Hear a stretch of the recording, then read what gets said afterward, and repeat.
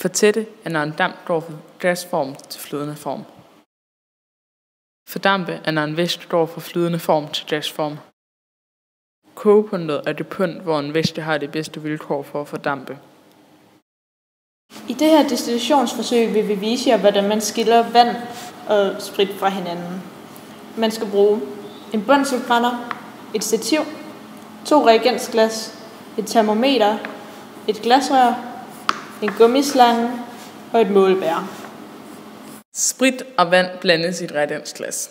Vands kogepunkt er 100 grader, og sprits kogepunkt er 78 grader. Derfor varmer vi væsken op til omkring de 78 grader. Spritten fordamper derefter, og spritdampene flyver igennem glasrøret og igennem gummislangen ned i det andet reagensglas, som står i et bæreglas med koldt vand.